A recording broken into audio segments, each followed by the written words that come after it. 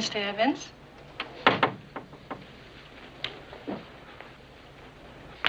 Monday morning is never good. Anything important? David Norliss on 3. Ah. Hello, David. Been a while. How's the book coming? Sanford, I've got to talk to you. I know. You want to tell me that it's only half written. We're going to have to delay our... Half written, hell, I don't have a word on paper. It's been almost a year. I know how long it's been, Sanford. But I can't write it. I'm afraid to write it. You're not making sense. We gave you a sizable advance to write a book debunking the supernatural, which was your idea, not ours. And now you tell me, a year later, you haven't even started it. I'm into the book. Deep into it. But, it's on tapes. A series of tapes. When you hear them, you'll understand. What will I understand? How far I've gone. How dangerous this whole thing is. Sanford, I have to talk to you. David, you sound very strange. You all right? David, are you all right? Yeah. Okay. Okay, well, what about the carnelian room for lunch tomorrow? It's no good. I have to see you now. Monday, Dave. You know what Monday's, all right? Why not tomorrow? Tomorrow might be too late.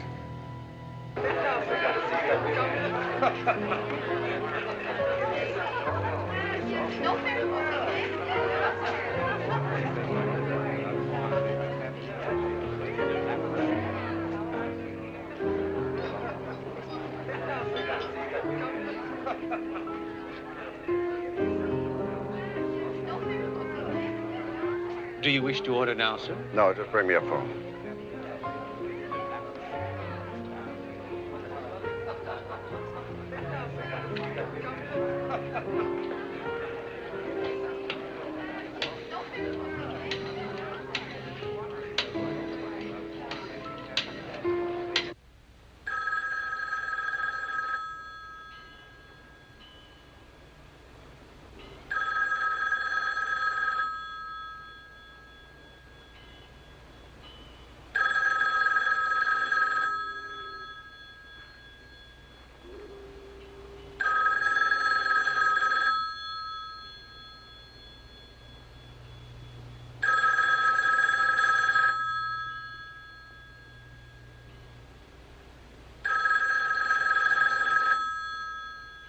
That was a week ago.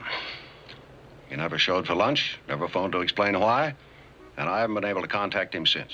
Sanford, you should be used to eccentric writers by now, and in my opinion, David Norliss is just a bit more eccentric than most. Ed, I'll never get over this view. There is something wrong. I wish you'd check this thing out. Find out where he is. Sanford, I'm his lawyer, not his nursemaid. Please. All right, I'll look into it.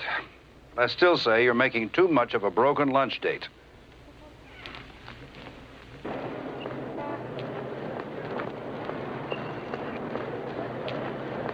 Sanford! Sanford! Oh, good. I was hoping I'd see you. Yeah, glad I ran into you. Have you got time to catch the cable with me? Where are you going? I'm going up to the club. All right, fine. We'll have a drink. Good, yeah. I've been terribly worried. I tried to phone you earlier. Well, I was in a publisher's meeting. Tied up the whole bloody afternoon.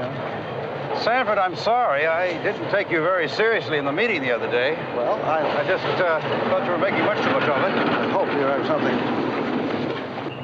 What'd you find out? Nobody knows where David is. Nobody's seen him.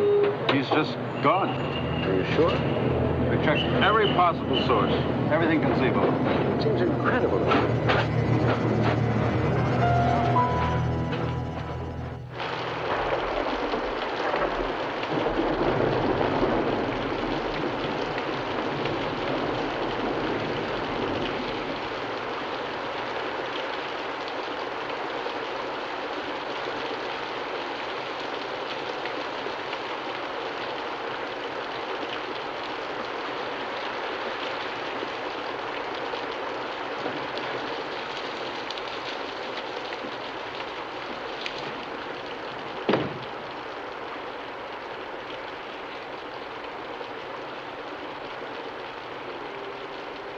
David?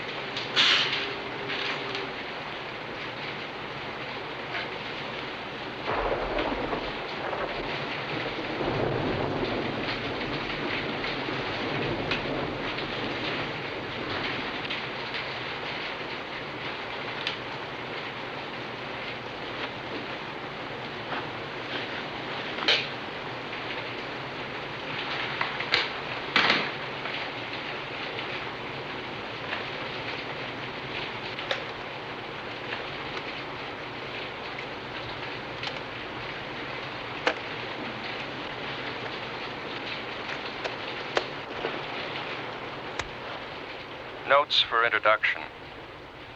Today is Thursday, September 25th. And I might as well get started with this thing. Get the book rolling with what I've got so far. God knows it isn't taking the direction I assumed it would. This whole thing began when my natural writer's curiosity was aroused by an article I'd read in a weekly periodical. The article was concerned with the commercial aspects of spiritualism and the occult. My original idea was to expose the phonies who were bilking millions of dollars each year out of their gullible victims. To go after the fake mediums, phony astrologers, the self-proclaimed seers, and trick mystics. I was successful at this for some time. The floating face, which was a dummy's head on a wire, the ghost of a woman's son, who turned out to be the medium's own kid in a weird getup. The fortune teller whose life images in a crystal ball were supplied by a hidden film projector. But then I got into this business with Ellen Court. I'd better try to get this down exactly the way it happened. Ellen Stern's Court was recently widowed. Her late husband, James Raymond Court, was a successful sculptor from a well-to-do family. He worked from a studio on the grounds of his estate in Carmel. When he married, he brought Ellen there to live. The night before she came to see me, she had undergone a very bizarre and frightening experience. Shortly after midnight, she was awakened from a sound sleep by the barking of her dog, Raleigh.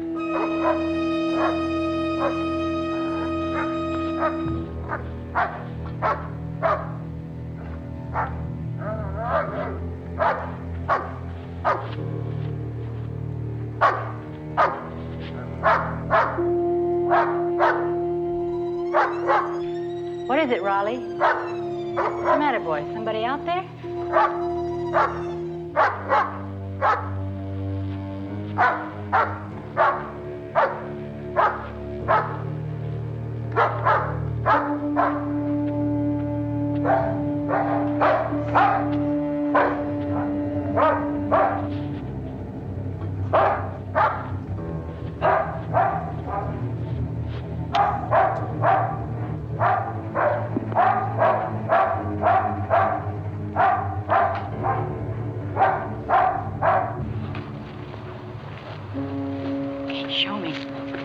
Show me what you want. Okay. Easy, easy, boy, easy.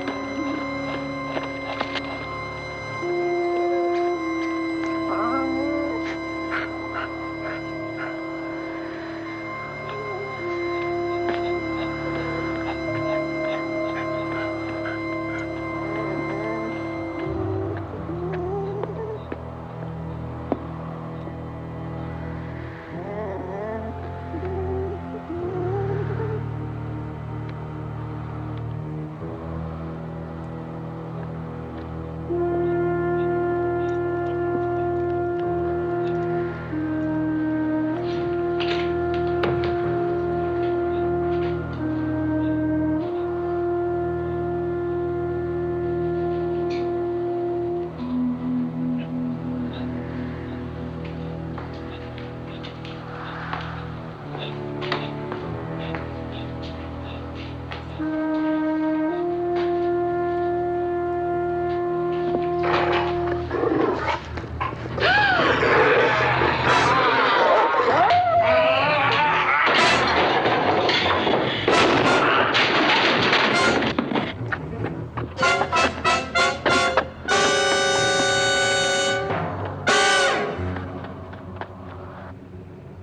following night, Mrs. Court came to see me. Actually, her sister, Marcia Stearns, an acquaintance of mine, had set up the meeting. Marcia knew about my work in the supernatural. When Ellen called her about the incident, Marcia had Ellen contact me. And the police found only the body of my dog, Raleigh. His neck snapped, ribs broken. They analyzed the bloodstains on the floor, and they were his. All his.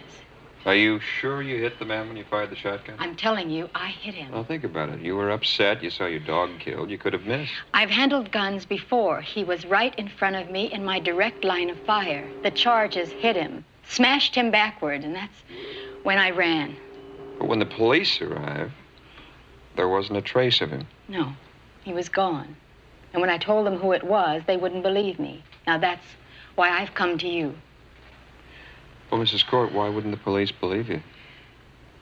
Because the man I shot was already dead. It was Jim.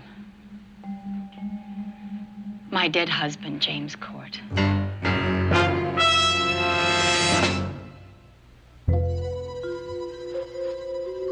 Ellen Court seemed convinced that she had encountered the risen form of her recently entombed husband.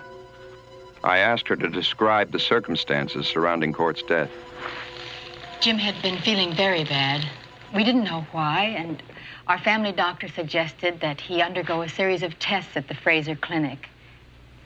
That's when we discovered he was suffering from a terminal disease of the brain called Pick's disease. I've heard of it.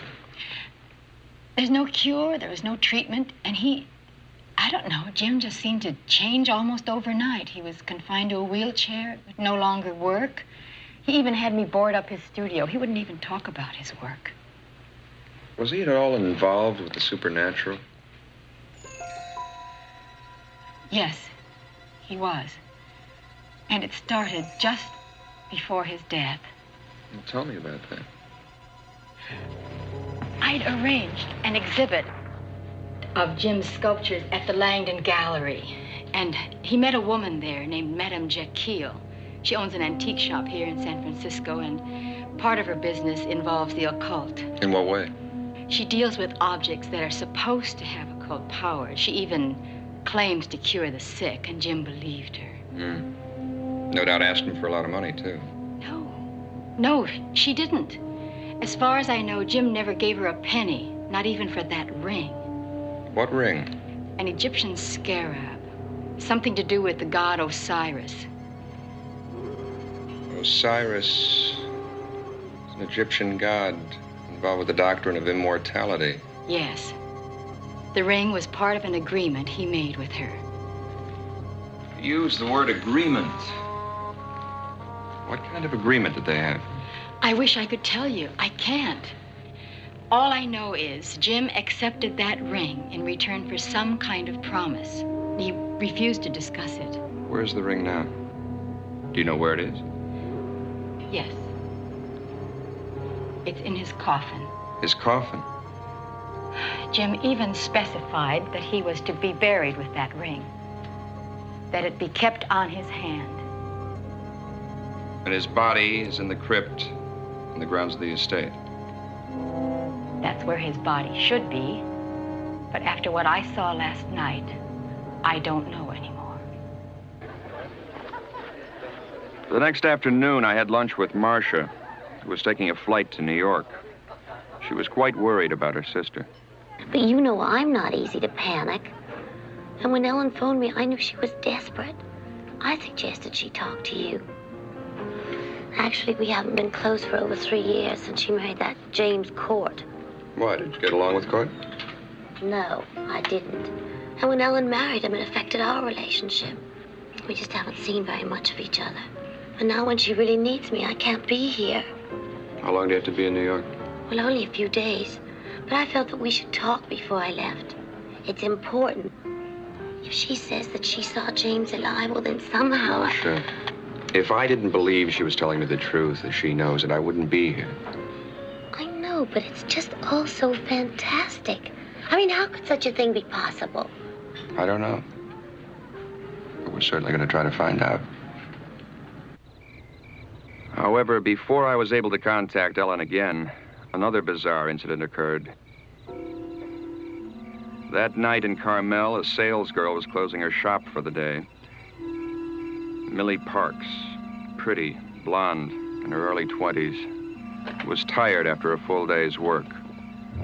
She was anxious to close up, get into her car, and drive the 6 miles to her home, a small one-story beach house on the ocean near Big Sur.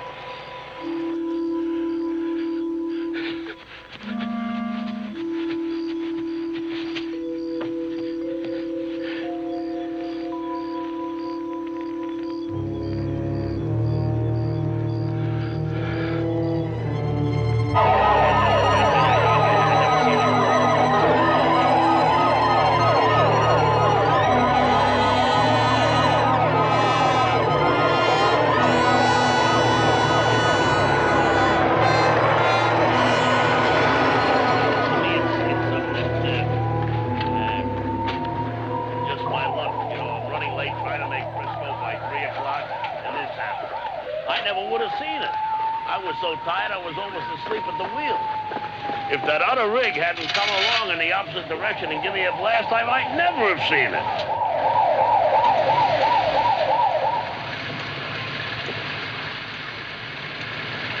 It's unbelievable. Sheriff, huh? I suppose you'll want to talk to me about it. No? All right.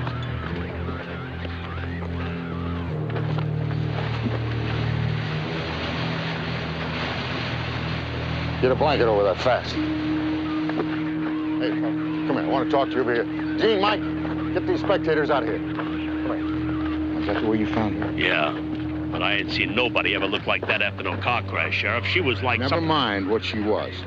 You just keep shut on that part of it. Anybody ask you, you just found her dead in the car. Sheriff, nobody looked like that. I just got through telling you I don't want any more talk about this at all. Now, is that clear? Yeah, it's clear, but let me ask you something. How am I going to forget the color of that face? Help him get on his way, will you, Charlie? Charlie.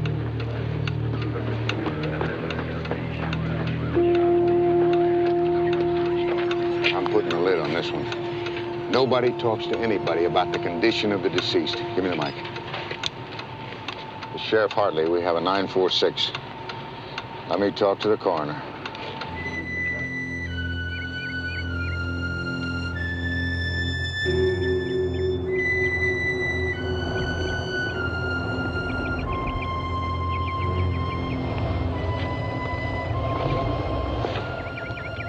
You know where I am if you need me.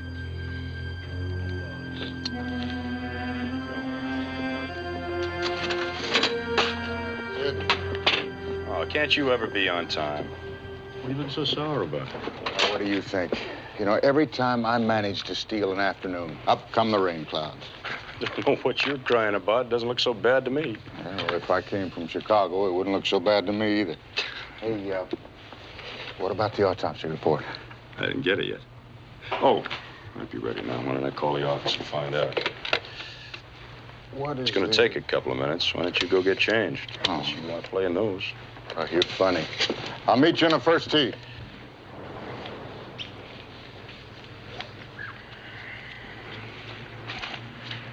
What'd you get, Sid? Extraordinary case. I've never heard of anything like this in my life. Even when I was a lab assistant in Chicago, we never had a case Chicago. like this. What about this girl? The cause of death was strangulation. But from the depth of the indentation marks in her neck, it seems that the murderer must have possessed exceptional strength. Okay, now, I know she was strangled. What I want to find out is what else was done to her. All right, that's the extraordinary part. The sallow skin cast and the collapsed sack-like appearance of the body was a direct result of a total evacuation of all the main arteries. Oh, Sid, No, all right, I'll make it simple for you. The girl's body was totally drained of blood. Look, I don't want the media to get a hold of this. That's all I need, a bunch of newspapermen crawling up my back. Now, I can see the headlines now. Vampire killer loose in Monterey. Tom. What can you do for me? I'll do the best I can, but I can't guarantee anything. You know that I have to file a report. I cannot falsify the report. Now, you know damn well I don't want you to do anything like that. All I want kept under wraps is the condition of the corpse, not the fact that she was murdered. Look, I gotta have time to work this thing out. Okay, I understand. I'll try and keep it under wraps for you. Okay. That's one favor I owe you.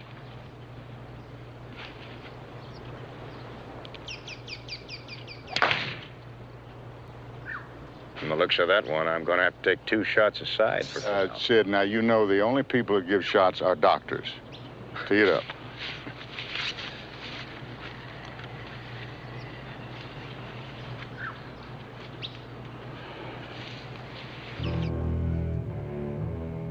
The morning I drove down from San Francisco, the weather was foul.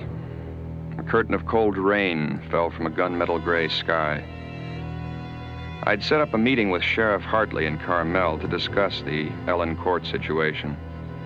I didn't expect much cooperation from him, but it was worth a try. A way to begin.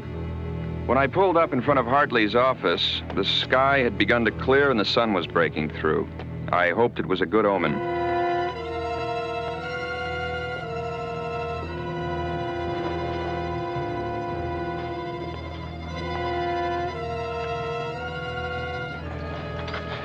Mr. Norliss, at the risk of seeming inhospitable, I just don't understand why any of this would interest a man who spends his time, well,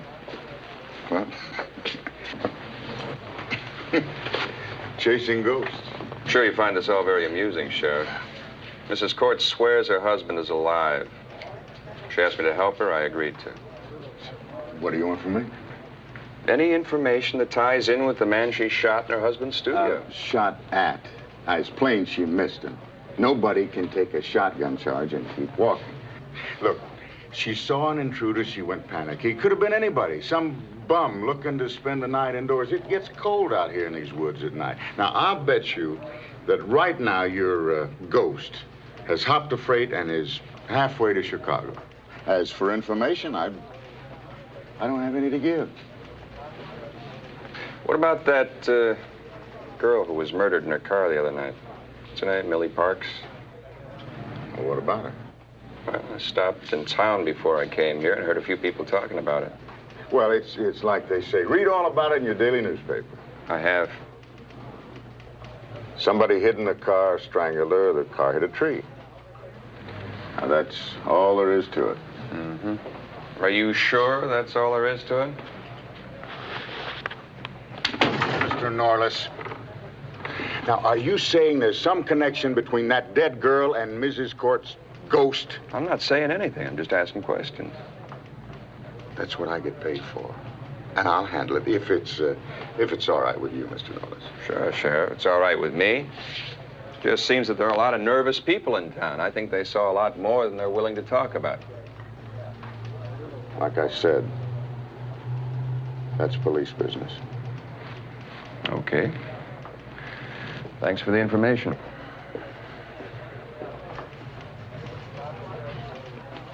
Think maybe he's onto something? Onto what? Now, there's a very simple explanation to this whole thing. All we've got to do is find it. Well, I hope so, Tom. I sure hope so. Oh.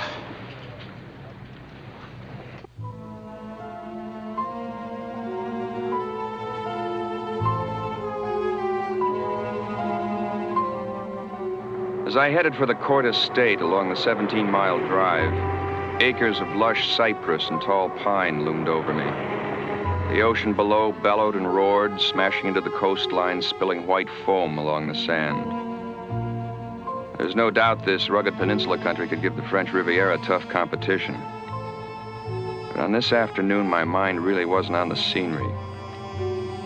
I kept thinking about the girl who had been murdered the night before, trying to tie what I knew about her into the story Ellen had told me. I had a gut hunch the two were connected. How, I didn't know. I was going to have to try and find out.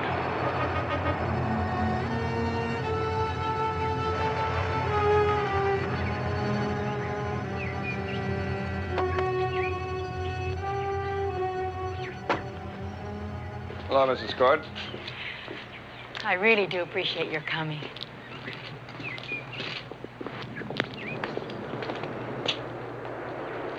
It's really a beautiful place.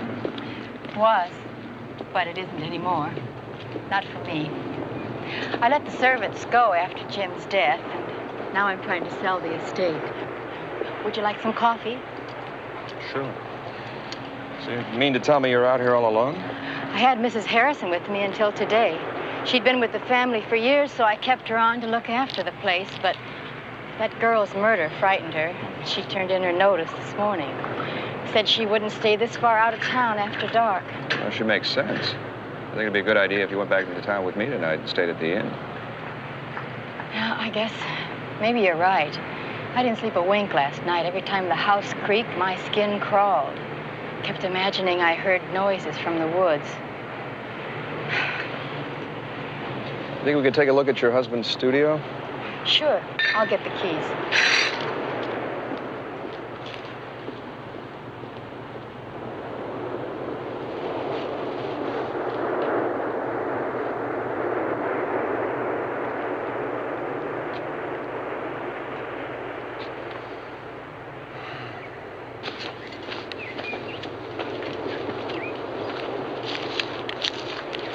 Say the dog led you in this direction? Yes, I practically had to run to keep up with him. What time did he wake you up? Just after midnight. There it is, over there.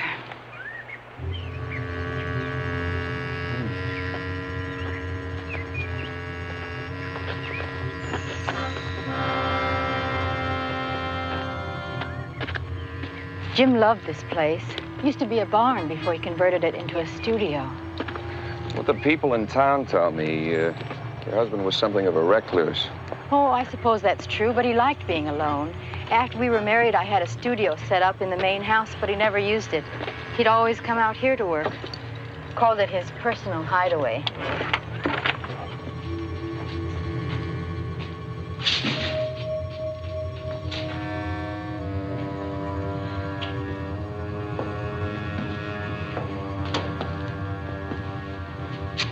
Is this from the dog?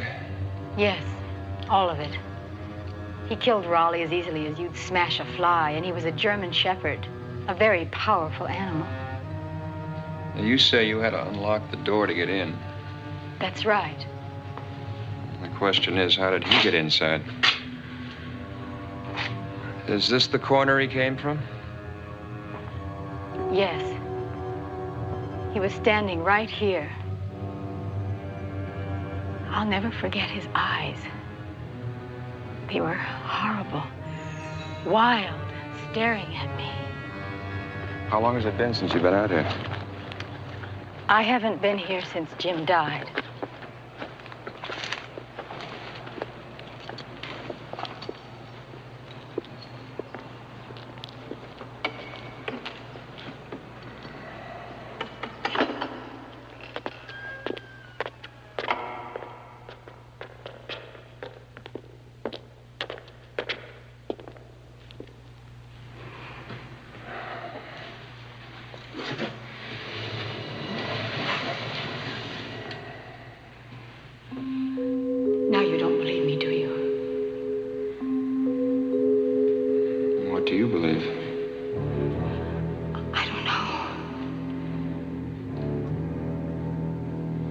But I'm still confused about the ring. It must be worth a great deal of money. Why do you say that? Because Charles Langdon phoned me yesterday regarding the purchase of all the studio sculptures.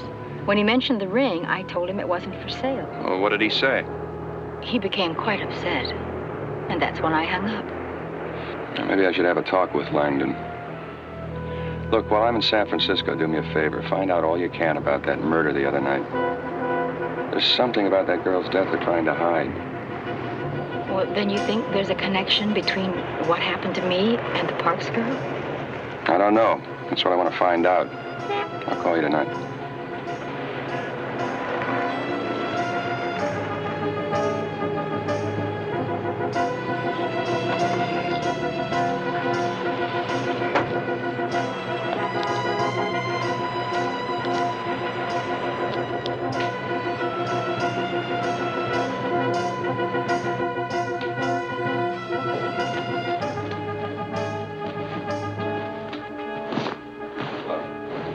May I be of some assistance? Yes, you might.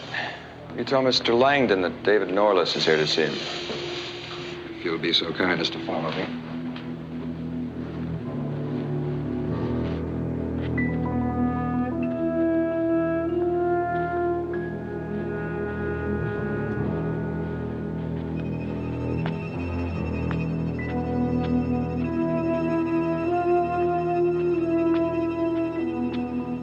Mr. Langdon, a Mr. Norliss to see you. May I help you? David Norliss. Oh, I know you. I enjoyed one of your books very much. Really? Which one? I have a terrible memory for titles. It dealt with undersea life, and I believe it was off the coast of Yugoslavia. The Man Below. Yes. I'm glad you liked it. I did. You're the only one who read it. Come. May I show you something here? No, thank you. I would like to ask you some questions. Regarding your association with James Raymond Court. Oh? You see, I'm looking into his death. Looking into? In what capacity? There's a private investigator working for Mrs. Court. Well, I'd be glad to help Ellen, but, it seems a little bit on the bizarre side. There was nothing of a mysterious nature about James' death. Well, you won't mind answering a few questions, will you? Fire ahead. How well did you know him? Well, we were closely associated. You see, our gallery is the main outlet for James' work here in San Francisco for the past several years.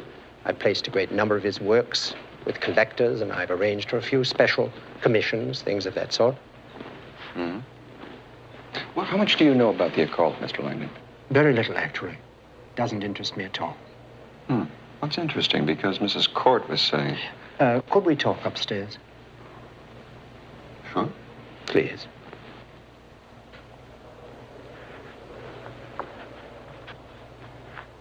You see, I somehow got the impression that you were responsible for Mr. Court's fascination with the supernatural. No, it was simply a manifestation of his disease.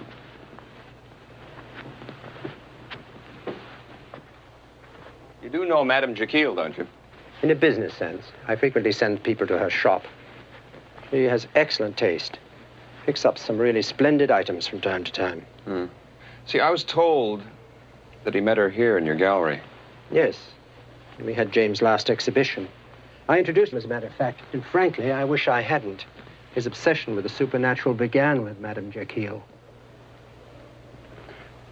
What about that ring he got from her? You know anything about that? Apparently, it's from Egypt. It's very ancient. It's known to collectors of antique jewelry as the Osiris scarab. Valuable. Well, its true value is difficult to determine. The beetle, as you know, is a symbol of immortality. And there are rumors that the Osiris scarab is a life ring, capable of granting restorative powers to its wearer. You believe that? Hardly. Myth and nonsense. Why do you want the ring so badly? Apparently, Ellen told you of my interest. Obviously. I deal in antique art and objects, Mr. Norliss. This ring is such an object. It has a fascination for those of us who are connoisseurs. So certainly I should like to own the Osiris scarab. Well, Mrs. Court told me that you demanded to know why the ring wasn't for sale. Well, naturally, I was disappointed, and I vented my disappointment over the telephone. It was purely an emotion of the moment. So she didn't tell you why she wouldn't sell the ring, or where it is? No, she did not. You know where it is? Mm-hmm. You see, Mr. Court's will declared that the ring should be buried with him. It's now on his finger in the family crypt. How curious. How very curious.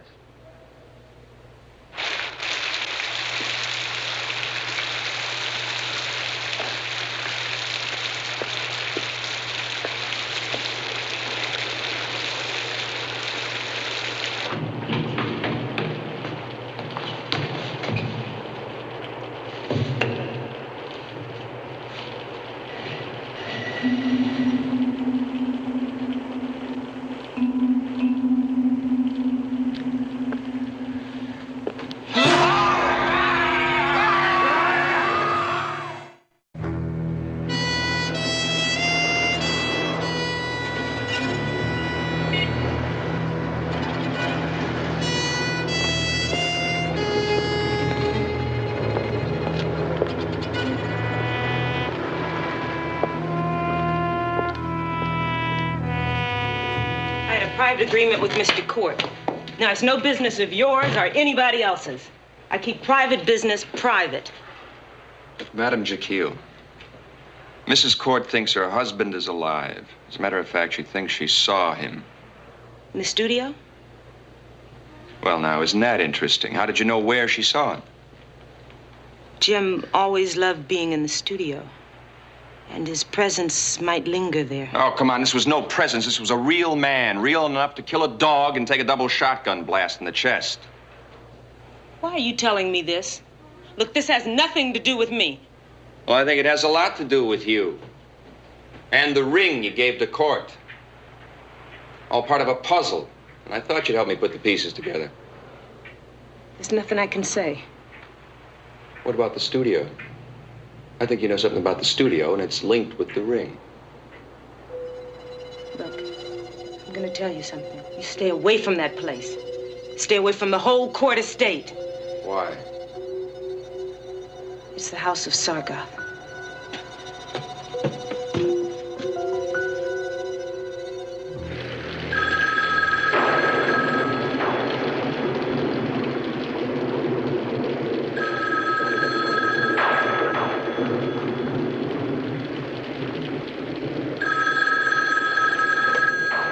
Hello? Ellen, it's David. How are you? Okay, but it sure is raining here. Listen, I think I'm onto something.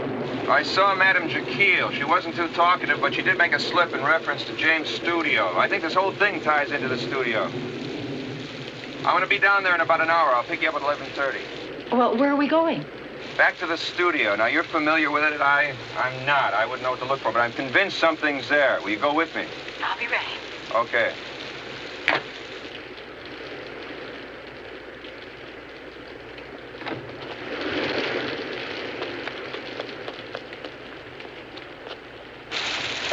Midnight. I was worried. I thought something might have happened to you. The storm slowed me down. I ran into a lot of heavy traffic. What do you expect to find at the studio? I don't know. I'm not sure. Did you find anything out about the Parks girl? No, only that there seemed to be something strange about the body. Like what? Like she had no blood.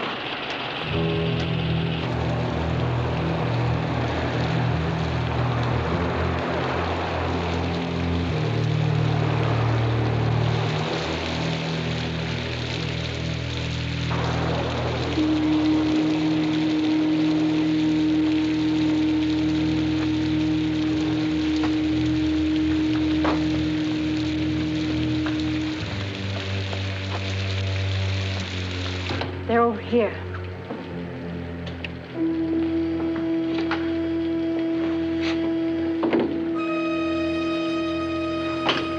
I hate to put you through this. I'd rather have done it alone. No, I'm glad I can help. Anyway, I was going stir crazy waiting back at the inn.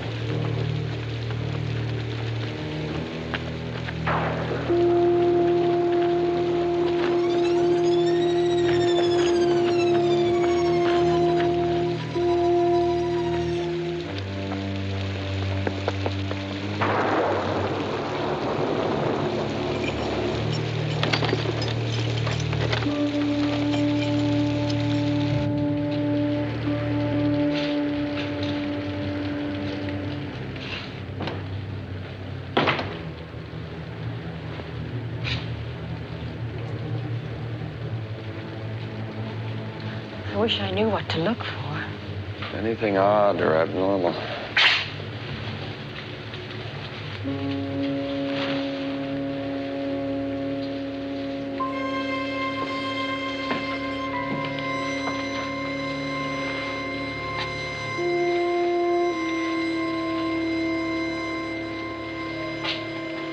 What's this? I don't know. I've never seen it before. I wasn't here the other day. I know. You sure he didn't start this just before he died? No. This isn't his. It's not like his work. Look at the face.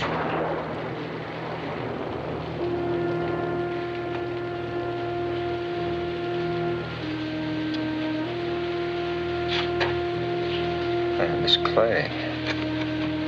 What about it? It's still damp. Someone's still working on this thing. But that's impossible. How could that be?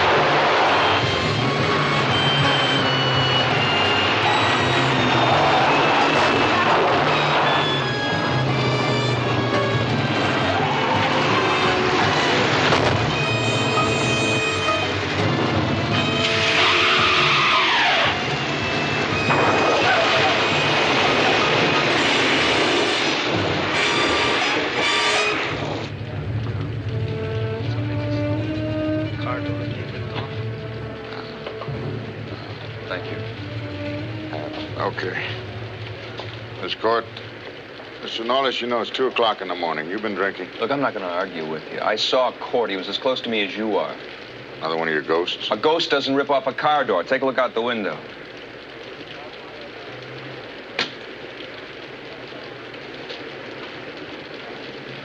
He did that? He did that. Mrs. Court, are you all right?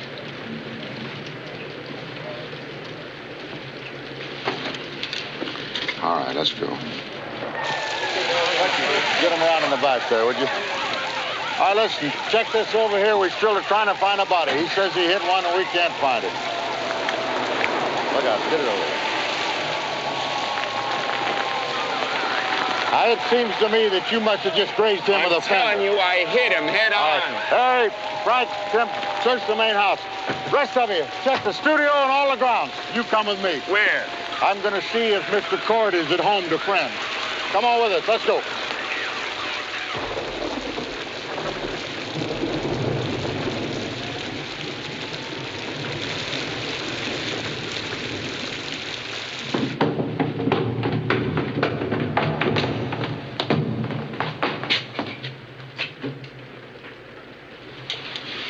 Someone's taken the body.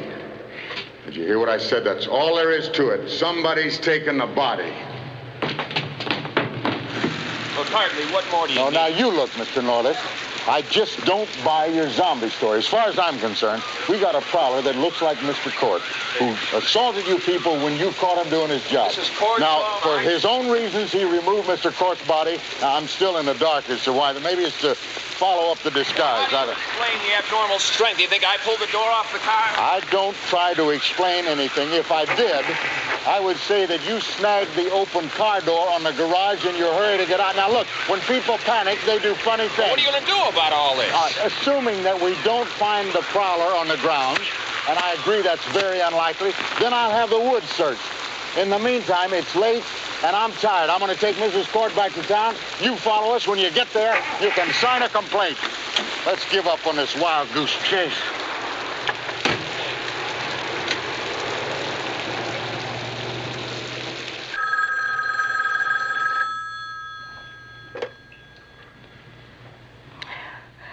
Who is this?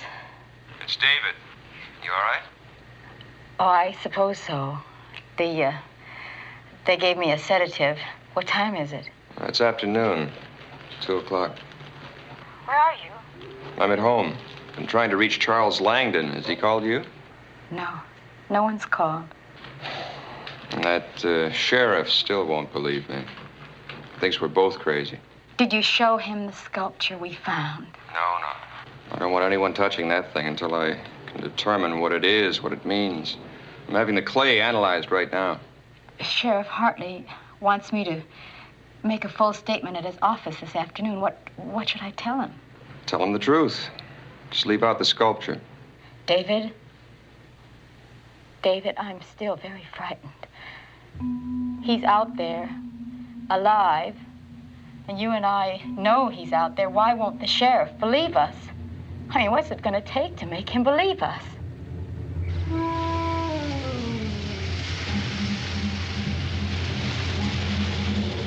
That night, Ellen's sister, Marcia, drove down from San Francisco. She had returned from her trip to New York earlier than expected. And unfortunately, when she tried to reach me, I was out. It was after midnight when she pulled into the deserted court estate. And when she found no one there, she was already too tired to make the half-hour drive to Carmel.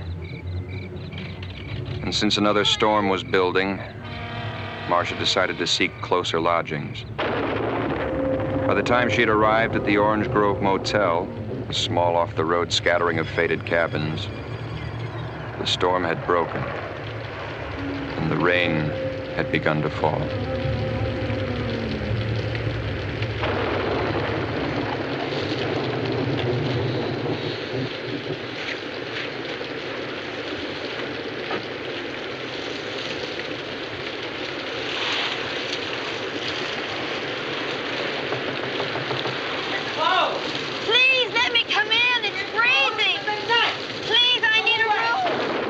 Will you tell her we're closed? Papa, tell her it's closed. Now look, lady, it's like I said. Oh, please, could I come in? It's so wet out here. I'm freezing to death. Oh, come on in.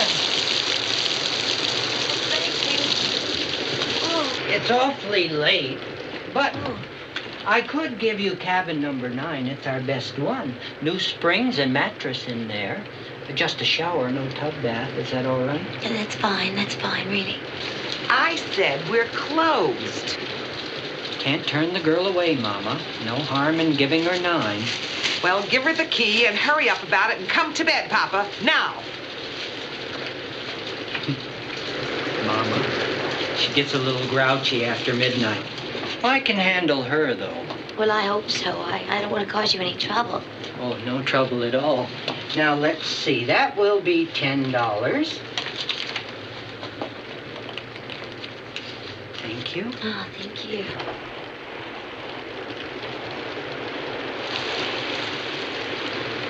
Can I help you with your things? No, thank you. I can manage.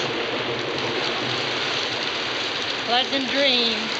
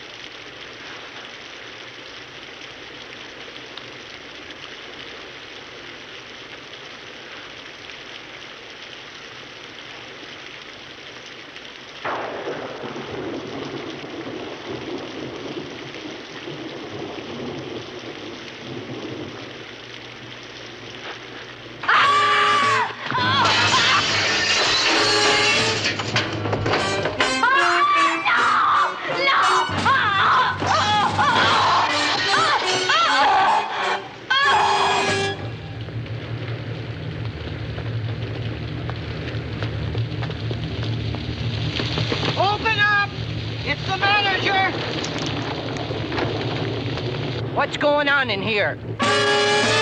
No, I didn't get a good look at him. He just came wailing out, and he knocked me sideways, and he carried her off into the woods then.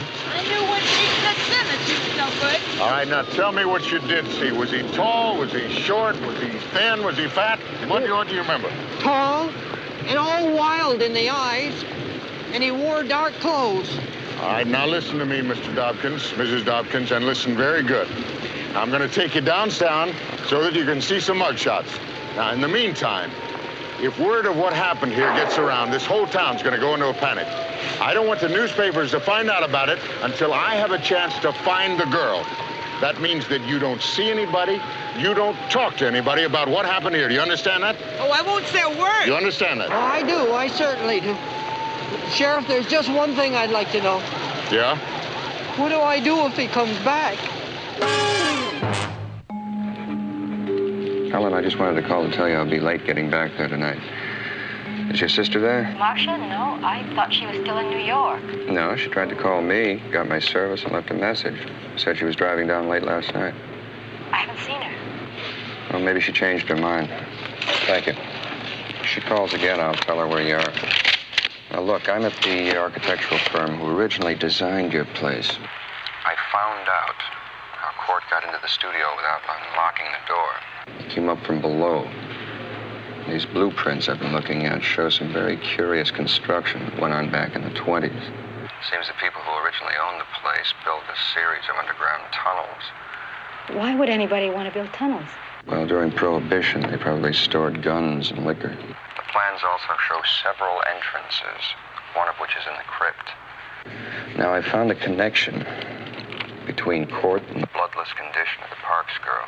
I think the sculpture is being done by Court. I think he needed the girl, needed to kill her. But why? For the clay in the sculpture. I just got the chemical analysis back. The clay is 40% human blood. Now, look, Ellen, stay put. I have a few more things to check on, and I'll be down as soon as I can. Okay?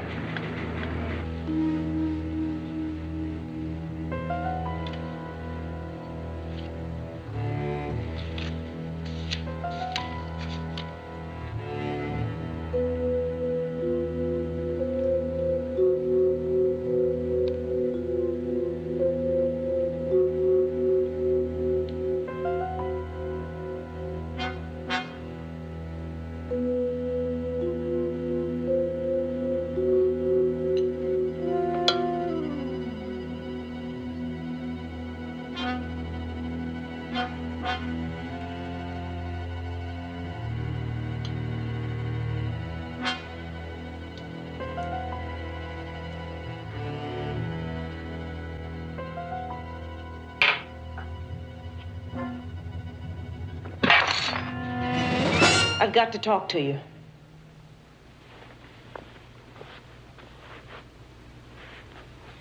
Now, do you mind telling me why you have to see David Norliss? I've got to break free. I've got to strike back at them. The powers of darkness. They've controlled me. Twisted me. And I've done their bidding. And listen, when I met your husband, the thing he most wanted in this world was that his crippled body be healed. And so, I told him about the Osiris scarab. I tried to convince him about its power over death, of a life beyond death, but that only by the use of his talent could it be purchased. And so we made a pact. After death, the ring would allow him the power to rise from his coffin to work on a figure of Sargoth. Once the sculpture's finished, it'll have a physical form in which to enter our world. And in return for bestowing life to Sargoth, Jim Court will be granted immortality. But we can stop him. That's why I came here. His powers take effect after sundown. If we can reach him by sunset, we can remove the ring from his finger.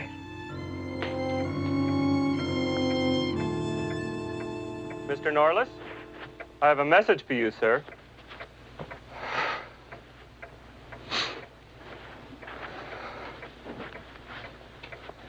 Thank you.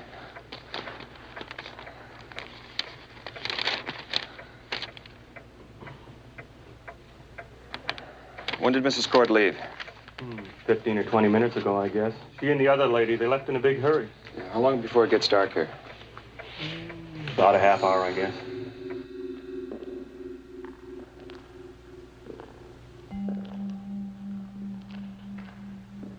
The entrance has got to be here someplace.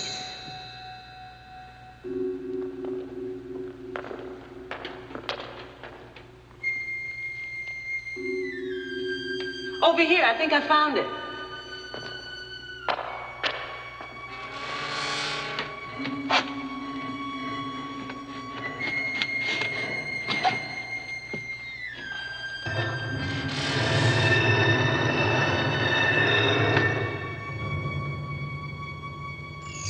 I'll go first. Maybe we should wait. We don't have time. We can't wait.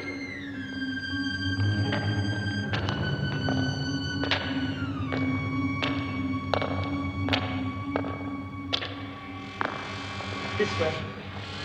How do we know which one to take? We don't.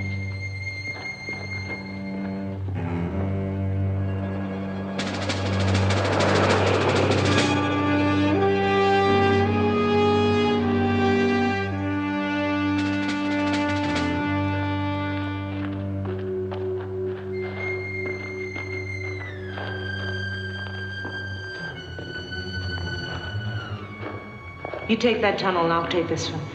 What if I find his body? Then you remove the ring. Well, let's go.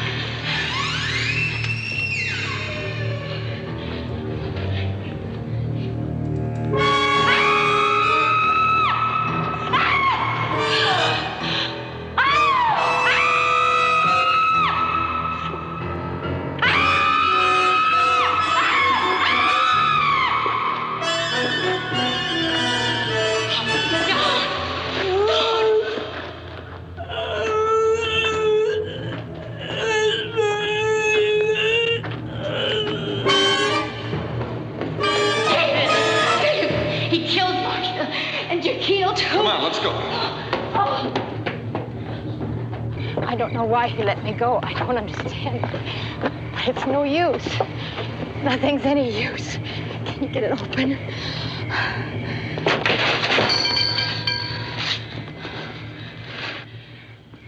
It's been moved.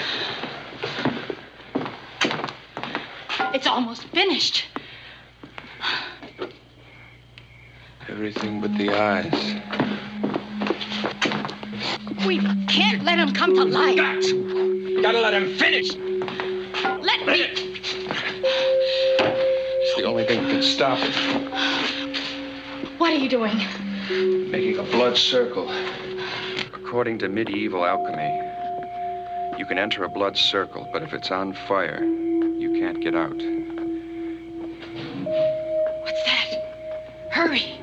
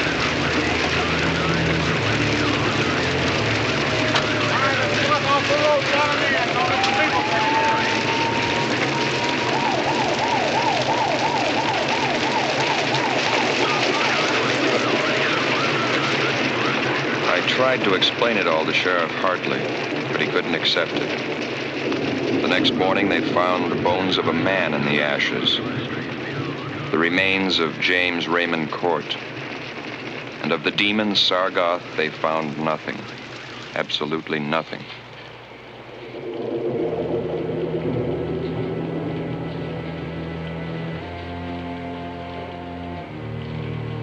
Sargoth. Strange name.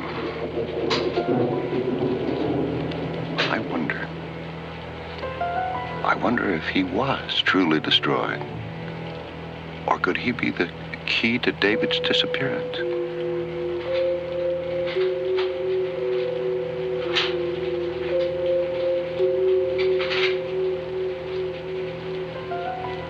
Well, maybe this will tell me.